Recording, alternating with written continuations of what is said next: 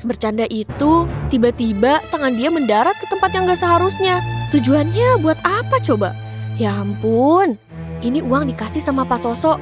Gak tahu kenapa tiba-tiba nyium pas abis ngasih uang. Gue punya cerita.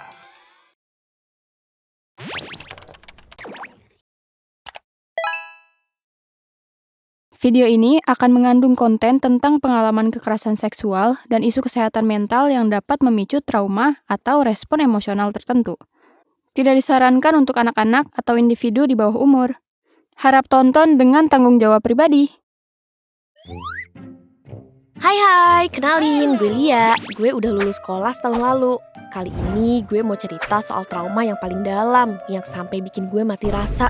Semua ini terjadi waktu gue masih kelas 9 SMP. Masa dimana saat itu gue lagi puber. Masa itu gue udah pacaran, cinta monyet gitu deh. Nah waktu itu gue sedih banget karena baru putus sama pacar pertama gue setelah pacaran 8 bulan lamanya. Keseharian gue life after break up tuh bener-bener cuma ngurung diri di kamar dan nangis mulu.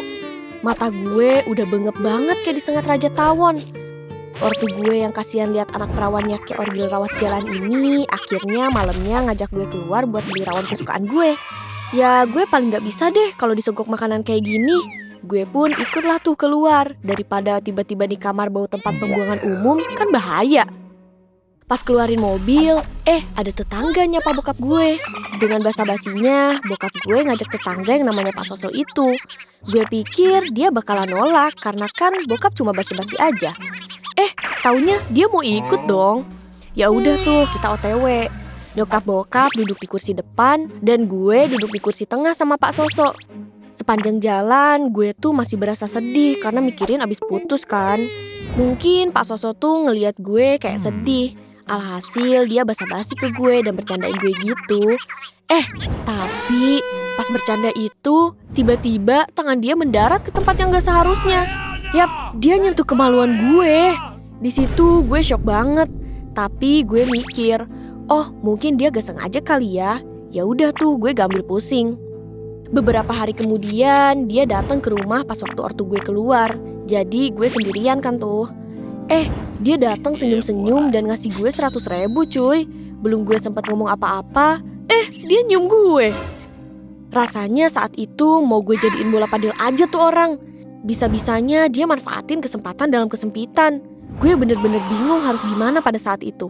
Gue bukannya gak berani ngelawan, tapi pas dia begitu tuh badan gue membeku badan-badan. Gak lama ortu gue pulang dan gue kasih uang itu ke mama dan bilang, "Mah, ini uang dikasih sama Pak Sosok. Gak tahu kenapa tiba-tiba nyium pas abis ngasih uang." Ekspresi mama gue saat itu kayak diem lama, terus bilang, "Oh iya dek, nanti mama kasih lagi aja ke Pak Sosok." Dan seolah gak terjadi apa-apa. Jujur, lama-lama gue risih dan gue jadi gak berani cerita ke ortu. Karena ortu gue tuh deket banget sama keluarga Pak Sosok.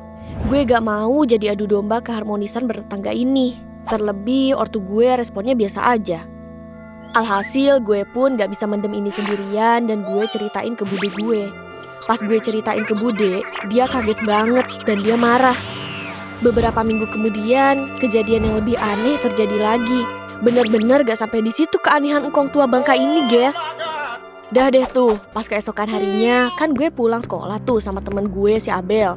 Dan dia mampir dulu ke rumah gue. Ya namanya cewek pasti gibahin gebetan gitu kan.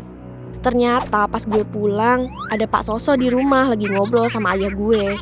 Ya udah tuh gue langsung ke kamar sama si Abel. Di kamar sambil ngobrol ya kita scroll HP aja. Dan kita lumayan lama di kamar, dari abis zuhur sampai mau maghrib.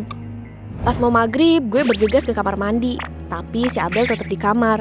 Kan biasanya kalau abis mandi ya ambil pakaian dalam sama luar kan. Pas gue ambil celana dalam gue, langsung gue pakai tuh celana dalam. Begitu gue pakai, kok panas ya di bawah situ. Rasanya awalnya anget, lama-lama panas sampai perih gitu. Gue pun teriak kesakitan. Gue ngira mama gak sengaja nyentuh sidi gue dan tangannya habis megang balsem. Pas gue ngomel begitu, mama kayak orang kebingungan dan bilang, "Maksudnya gimana dek?" Gue langsung ceritain lah apa yang terjadi. Terus mama bilang, "Hah, mama gak pakai balsem sama sekali dek. Mama aja gak punya balsem karena gak suka. Lengket sama panas gitu kan." Gue nuduh Abel. Lu ya yang ngisengin kayak gini ke gue. Di situ Abel bingung. Bahkan dia bilang kamar gak ada bau balsam sama sekali dari tadi. Di situ gue mikir, loh kok bisa ini kejadian sama gue? Akhirnya gue cek semua CD yang ada di lemari gue. Ternyata semua celana dalam gue bagian bawahnya, di bagian kemaluannya itu, dibalurin balsam semua cuy. Saat itu gue sadar, berarti ada seseorang yang sengaja masuk ke kamar gue dan iseng ngelakuin ini semua. Tujuannya buat apa coba? Ya ampun. Dan gimana bisa? Gue sama Abel kan di kamar terus. Kalau Abel gak mungkin, karena kalau dia ngelakuin itu sama sekali perilaku yang gak lucu anjir. Dan kalaupun orang luar, kapan orang itu masuk coba? Di tengah kebingungan itu, gue pun langsung minta mama beliin CD baru. Dan yang gue punya itu dicuci ulang semua. Di situ gue udah tahu siapa pelakunya. Ini pasti kerjaannya si Pak Soso. Bukannya asal nuduh, cuma praduga aja. Karena ya siapa lagi gitu loh kelakuannya yang aneh kayak orgil gitu. Soalnya nih ya, gue lihat-lihat orangnya agak-agak. Tapi di lain sisi, dia kan gak masuk kamar gue. Kalaupun dia, kapan dia masuk ke kamar gue nya? Lagi pula kan dari tadi ada Abel di kasur. Masa ada orang masuk gak tahu? Dan kita juga gak tidur, cuma main HP doang. Kalaupun itu pas sebelum gue pulang, itu lemari biasa aja gak ada bau balsam atau gimana-gimana. Bener-bener gue juga curiga nih sama Abel. Dan desek Abel buat ngaku. Gimana gak nuduh dia coba? Pas buka lemari aja bau balsamnya kuat banget kok. Kok dia bisa-bisanya bilang gak kebauan balsam dari tadi? Kan aneh. Pas kejadian itu, karena nyokap gue nganggep hal itu lagi-lagi biasa aja dan nganggep itu orang iseng doang, akhirnya gue cerita ke Bude. Di situ Bude gue marah besar. Kalau serigala udah keluar taringnya kali. Dan Bude mau ngasih tahu ke bokap gue. Tapi Bude bilang ke pakde gue dulu. Akhirnya dikumpulin lah keluarga, terus diceritain. Setelah debat panjang, gue diputuskan buat pindah ke kamar kakak gue. Kamar gue pun disteril. Mau lihat orang iseng itu masuknya dari mana dan siapa pelakunya. Terus kamar gue juga dipasangin CCTV. Dan gongnya pas gue lagi beresin barang gue ke kamar kakak, kan kamar bekas gue tuh kosong. Terus bokap gue nemu segumpal tanah dan banyak helaian rambut pendek di kamar gue. Pas cek CCTV, gak ada apapun dan siapapun yang masuk. Bener-bener di luar nalar. Akhirnya karena gue pernah cerita keanehan ke Pak Soso, bokap pun langsung manggil dia dan bicarain baik-baik. Dan bener aja dia minta maaf dan mengakui kesalahannya. Dari kejadian itu gue bener-bener takut buat ketemu dia. Tapi dia udah diancam sama bokap. Kalau ngelakuin hal-hal aneh lagi ke gue, bakal dibilang ke semua warga dan Pak RT biar diadili. Ya walaupun gue belum puas sama apa yang dia dapet, setidaknya dia udah gak ganggu gue lagi sekarang.